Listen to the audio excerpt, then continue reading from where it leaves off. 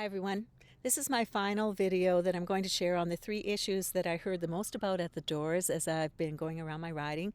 I spoke already to the issue of mandatory vaccines and passports, and then also to our leaders' decision to not repeal the OIC put in place by the Liberal Party before doing a full review of classification. And now I'm going to speak to our promise to repeal the carbon tax.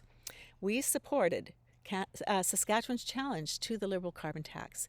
You and I, we don't accept this tax. We don't need it. We don't want it. And it penalizes rural and remote Canadians, farmers, seniors, low-income individuals and families. And it puts our businesses on an uneven playing field with other jurisdictions that don't have a carbon tax. If Trudeau stays in power, this carbon tax will continue to grow to $170 a ton. It will not stop there because the goal of a carbon tax is twofold: to force lifestyle changes and to grow the government coffers. The rebate Canadians receive is not based on actual direct use because all individuals in a specific region get the same rebate regardless of how much gasoline and heating fuel they use. Saskatchewan is and always has been very conscientious about our environment.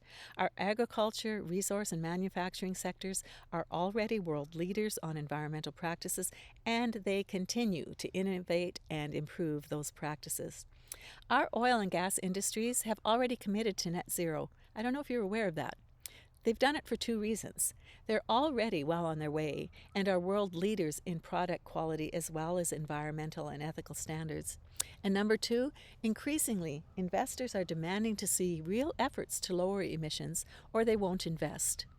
From zero tillage and regenerative farming to carbon capture, sequestration, and horizontal drilling, we continue to prove that we are committed to do the right things for the right reasons. We're motivated by our love for the outdoors and the dependence on our environment for our lives and livelihood. A carbon tax is counterintuitive to that motivation. It damages the resilience of our economy. And finally, of huge significance, with the support of the Supreme Court of Canada, the carbon tax decision in favor of the federal government erodes the rights of the province of Saskatchewan to manage our own decisions on the best ways to promote our environment while growing our clean, green economy. I am very proud of Premier Moe and the stand the governing Sask Party took against Justin Trudeau's overreach into provincial jurisdiction. You may not be aware, but the Supreme Court decision was not unanimous. As Justin Cody said, the federal carbon pricing law gives too much discretion to Cabinet. Justice Brown and Justice Rowe said Ottawa had strayed into provincial jurisdiction and that the natural concern power is to be reserved for matters in which the provinces have no legislative authority. They said a provincial matter cannot be transformed into a national one simply by invoking minimal national standards. However, the ruling went against the province, and so Saskatchewan has no choice but to present an alternative plan. And we did. That plan mirrored New Brunswick's, and yet Justin Trudeau turned it down and said he would not entertain any other option for the next 2 years. Another crass and intentionally punitive decision against the people of Saskatchewan. All Conservative members of Parliament in this province recognize the right of the province to chart its course on this issue. We stress to our leader that our Conservative environmental plan should support provincial jurisdiction, incentivize our innovation, champion our long history of conservation, recognize our state-of-the-art research and growth in environmental efficiencies. And we are doing that. While repealing the carbon tax, Canadians, especially young Canadians, want to participate in improving their individual carbon footprints. The personal low carbon savings account will ensure that all Canadians can do their part in ways that work best for them and at a carbon price that is affordable, starting at $20 a ton and increasing to $50 a ton, but absolutely no further. This carbon levy will immediately go into your personal savings account. That money can then be used to make purchases within a specific set of a multitude of green choices options, which improve your environmental footprint while also meeting a personal need. We will ensure that this does not place an excessive burden on low-income Canadians and will protect farmers by ensuring that they have affordable options.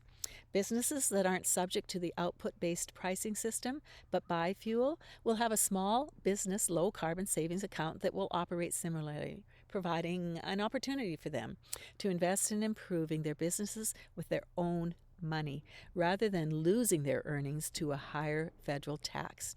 As well, there will be no GST charged on this levy.